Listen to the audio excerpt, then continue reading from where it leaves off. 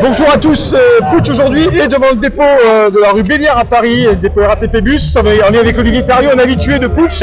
Olivier, bonjour, comment ça va? Bonjour, ça va, écoute, une journée de grève, une de plus, voilà, enfin ça fait un petit bout de temps qu'on s'était pas manifesté comme ça.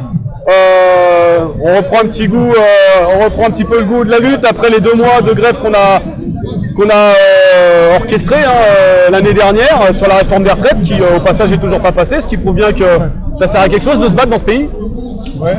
Et alors, est-ce que vous pouvez nous expliquer ce qui se passe ici? Quelles sont les revendications des collègues? C'est multi-syndicats ici, on voit qu'il y a Sud, il y a Solidaire, il y a vous, la CGT. Ouais. Quelles sont les revendications? Quelles sont aujourd'hui les craintes des salariés et des syndicats? En fait, aujourd'hui, si on est en grève, c'est pour s'opposer à la mise en concurrence, qui est déjà orchestrée depuis un petit bout de temps, mais qui se concrétise sérieusement aujourd'hui avec le décret CST, qui en fait va cadrer territorialement nos conditions de travail dans le but d'anticiper en fait la mise en concurrence. C'est-à-dire que nous, à l'agent RATP, on n'a pas de convention collective, ni les TU, ni les TRV, où il y a différentes conventions dans lesquelles on est complètement exclu. Nous, on a un statut du personnel et on a des conditions de travail contractuelles.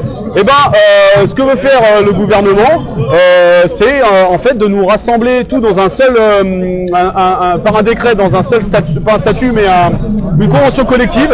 Et évidemment, tu te doutes bien qu'ils vont pas faire ça vers le haut. Et nous, concrètement, ce qu'ils nous proposent pour ce bel avenir social à la RATP, dans ce réseau très particulier et qui est quand même, qui est difficile de comparer à notre réseau, avec nos conditions de travail, nos conditions d'exercice du métier, ils nous proposent gentiment de travailler finalement 1 mois et demi de plus derrière un volant par an, sans compensation financière. C'est pas ce qu'on demande, nous on ne demande pas d'avoir des compensations financières pour travailler plus, en nous enlevant des repos, en nous enlevant des jours de CA, en nous faisant travailler plus longtemps derrière le volant dans la journée, en nous enlevant tout ce qui protégeait un petit peu les barrières dans les conditions de travail qui nous protégeaient, qui nous permettaient d'avoir une hygiène de vie à peu près stable malgré nos horaires décalés. Enfin tout ça ils le dégagent quoi. Pareil, quand tu vois nos déroulements de carrière, ils nous sabrent complètement le déroulement de carrière, ce qui fait que quand tu as un petit peu de boîte, un mec comme moi par exemple, il n'a plus de déroulement de carrière envisagé quoi. Ouais. Il y a une privatisation finalement, ce qu'on entend beaucoup aussi, on le voit avec EDF notamment, avec la branche nucléaire, le projet Hercule d'Emmanuel Macron, coopté par l'Union Européenne. Ici c'est la même histoire, on va vers une privatisation à un moment donné. Vous le craignez ça, Olivier Thériault? Ah mais c'est pas qu'on le craint, c'est que c'est affiché depuis des années. Il y avait la loi Lotti, RTF, la LOM aujourd'hui. Oui, c'est annoncé depuis, c'est préparé en fait depuis plusieurs gouvernements déjà. Et aujourd'hui, on en est à la concrétisation, comme je te disais. Ça commence à sentir sérieusement le souffle. Et évidemment, la RATP, elle est, elle a profité de toute l'expérience des autres entreprises épiques, des autres entreprises publiques, que ce soit, comme tu disais, l'EDF, la SNCF, c'était aussi la Poste, c'était tout ça. La RATP, elle sait très bien comment manier tout ça en main dans la main avec le gouvernement. Et puis bien aidé évidemment aussi par Valérie Pécresse et toute sa bande. Parce que son nom revient beaucoup, Valérie Pécresse, dans les prises de parole qu'il y a derrière vous depuis quelques minutes.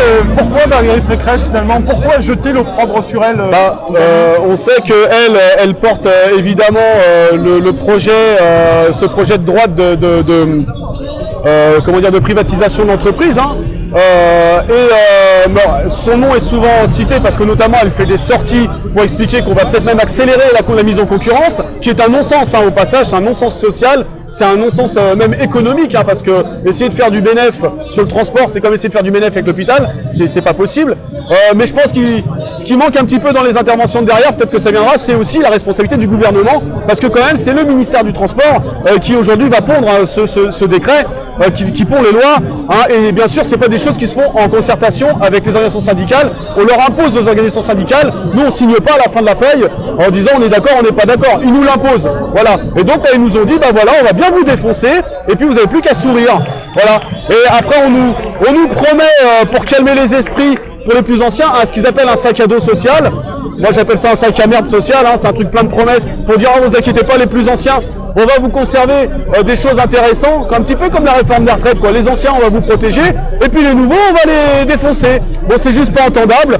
quand on se bat à la CGT, et notamment la CGT RATP Bus, on se bat pas pour nos petits précarés, on se bat pour tout le monde. Et donc les plus jeunes qui rentrent dans l'entreprise, ce ne sera pas normal qu'ils trinquent et qu'ils supportent des conditions de travail intolérables et que nous, on nous protège avec un soi-disant sac à dos, d'ailleurs, qui ne sont que des promesses.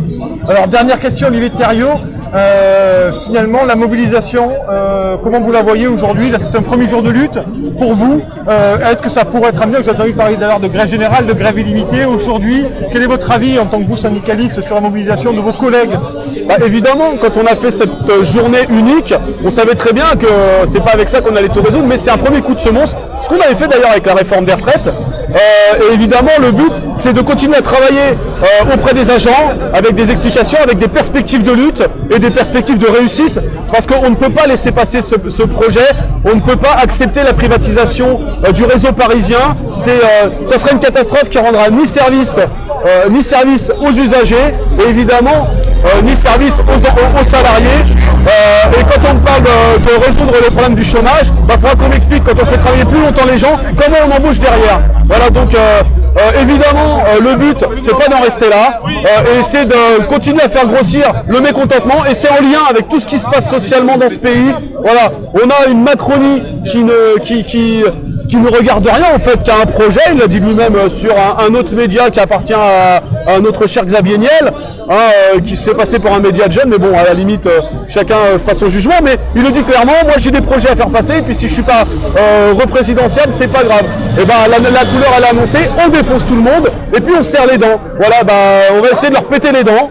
Très clairement, et ça se fait qu'avec la contestation sociale et à tous les niveaux. C'est le samedi, il faut aller se battre le samedi, il faut aller se battre dans toutes les entreprises, et pas que les entreprises de services publics. Je crois que tous les salariés français, où qu'ils soient, de toute façon, sont maltraités de la même façon. J'ai encore une question, c'est toujours la dernière de la dernière avec moi, mais on voit qu'il y a des mobilisations, Olivier Thériault, les restaurateurs, les castés d'un côté, les gilets jaunes de l'autre, vous ici, les soignants qui ont manifesté hier. Finalement, vous regrettez pas, et là je parle aux citoyens Thériault, vous regrettez pas qu'il n'y ait pas une convergence des luttes, c'est la chimère, la convergence des luttes. À un moment donné, chacun, on a l'impression qu'il fait sa manif de son côté, lundi, mardi, mercredi, toujours tout le monde a sa manif. C'est clair que ça c'est compliqué, et comme tu t'adresses au citoyen Thériault, le citoyen Thériault il fait autant de manifs qu'il peut.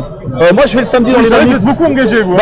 Oui, mais en même temps, voilà, lutter c'est vivre, et moi j'ai pas envie de crever, quoi. Et si on mène pas tous ces combats, on aura déjà perdu. Alors c'est vrai que la convergence elle est très compliquée. C'est très compliqué, on a cette capacité à se taper les uns dans les autres. Il faut continuer, et puis ça prendra. Et de toute façon, par la force des choses, la convergence ça va forcément arriver, parce que vu le programme qui nous attend, vu la manière dont on est maltraité dans tous les domaines, la convergence elle est forcément, elle va se faire naturellement. Moi j'ai pas de doute là-dessus. Voilà, faut juste continuer à se créer les perspectives pour pouvoir se rassembler. Merci beaucoup Olivier Thériault. Merci Nicolas.